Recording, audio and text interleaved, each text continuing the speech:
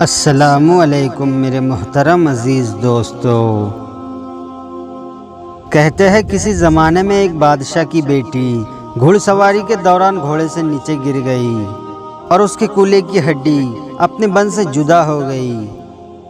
لڑکی کے باپ نے بہت سے حکیموں سے علاج کروانے کی کوشش کی کہ ہڈی کو واپس اپنی جگہ پر بٹھائے، مگر مصیبت یہ تھی کہ لڑکی کسی حکیم کو اپنا جسم چھونے کی اجازت نہیں دیتی تھی۔ باپ نے بہت اصرار کیا کہ بیٹی، حکیم کو شریعت نے بھی محرم قرار دیا ہے، لیکن بیٹی کسی طرح راضی نہیں ہو رہی تھی اور دن بدن کمزور ہوتی جا رہی تھی۔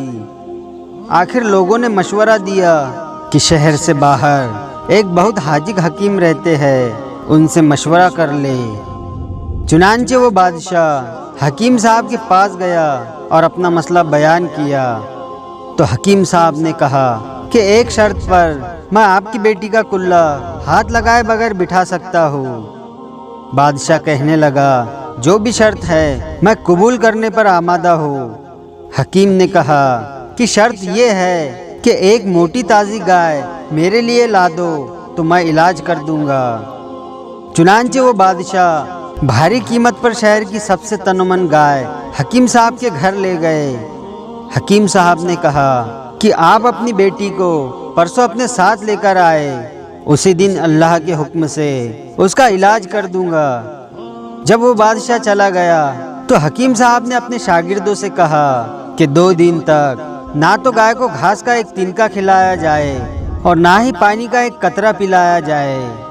شاگرد بڑے حیران ہوئے کہ اتنی تنومند گائے 2 دن میں بھوک اور پیاس سے مر نہ جائے، لیکن کیونکہ استاد کا حکم تھا اس لیے تعمیل کے سوا کوئی چارہ نہ تھا۔ گائے 2 دن تک بھوک اور پیاس کی شدت سے کمزور ہو گئی۔ دوپہر کے وقت وعدے کے مطابق بادشاہ اپنی بیٹی کو حکیم صاحب کے پاس لے آیا۔ حکیم نے بادشاہ سے کہا کہ وہ اپنی بیٹی کو گائے کی پیٹھ پر بٹھائے۔ سب بہت حیران ہوئے، لیکن حکم ماننے کے علاوہ اور کوئی دوسرا راستہ نہ تھا۔ لڑکی کو گائے کی پیٹھ پر بٹھا دیا گیا۔ اب حکیم صاحب نے اپنے شاگردوں سے کہا کہ لڑکی کے دونوں پاؤں گائے کے پیٹ کے ارد رسی سے باندھ دے۔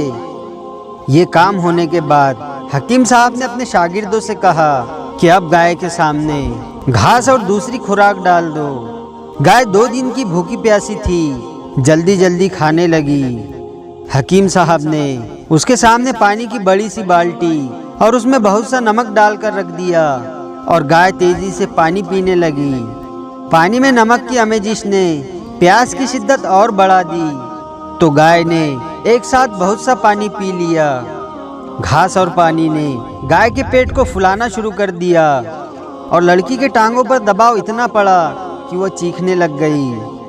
اچانک کڑاک کی آواز آئی اور لڑکی شدت درد سے بے ہوش ہو گئی۔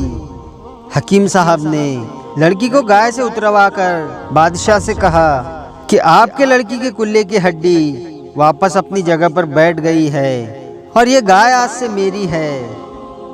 تو دوستو، یہ حکیم کوئی اور نہیں بلکہ حکیم بو علی سینا تھے، جن کا نام بعد میں جہاردانگِ عالم میں مشہور ہو گیا۔